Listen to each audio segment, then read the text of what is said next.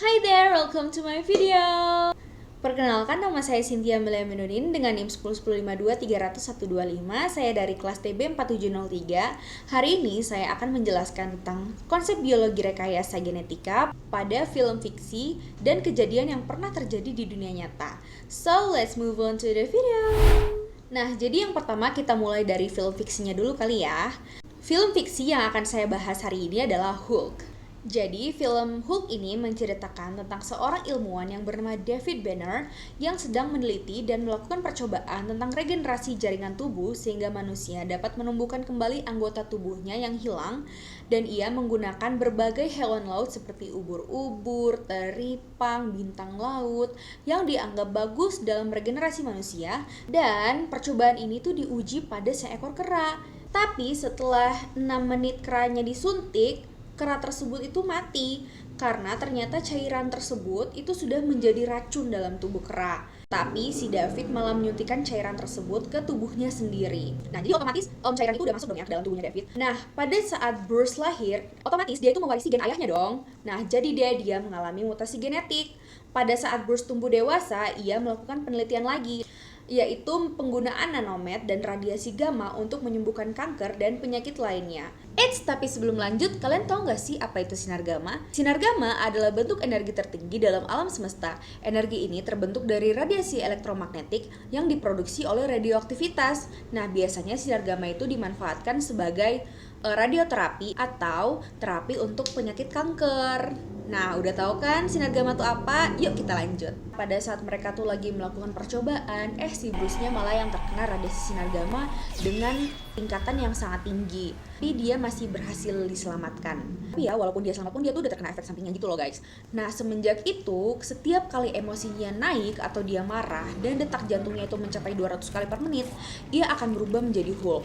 Hal ini disebabkan karena ketika ia marah, itu akan terjadi peningkatan pelepasan neurotransmitter atau yang disebut juga dengan adrenalin ke dalam darahnya. Hulk juga itu mempunyai kekuatan regenerasi yang sangat cepat. Karena kan sebelumnya pada saat dia belum lahir itu kan ayahnya itu pernah menyuntikkan itu kan jaringan regenerasi ke tubuhnya kan. Jadi dia itu mampu pulih dengan sangat cepat dari luka-luka bahkan cedera yang sangat fatal dalam waktu yang sangat singkat. Oh ya, tahu nggak sih kenapa Hulk itu warnanya hijau?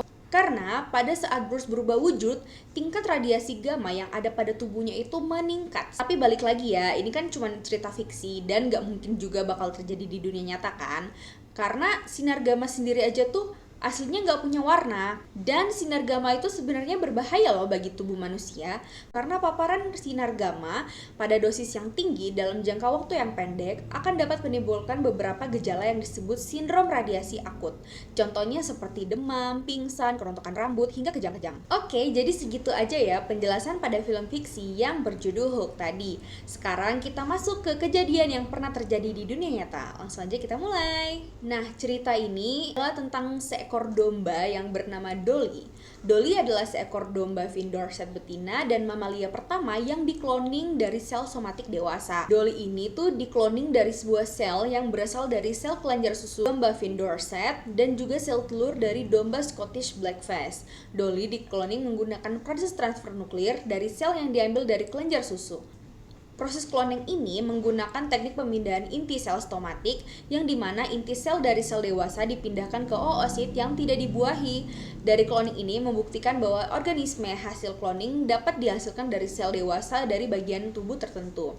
Sehingga Dolly pun lahir pada tanggal 5 Juli 1996 dan memiliki 3 ibu. Satunya menyediakan telur, satunya lagi DNA, dan yang tiganya itu membawa embrio hasil cloningnya. Pada saat Dolly lahir, ia dibesarkan dan dikawinkan dengan domba jantan, Welsh Mountain, dan melahirkan 6 ekor domba. Kehidupan Dolly berjalan normal, tetapi sayangnya Dolly hanya dapat bertahan hidup selama 6,5 tahun saja karena ia menderita kanker paru-paru yang disebut ovine pulmonari adenocarcinoma yang dikenal juga sebagai Jacques.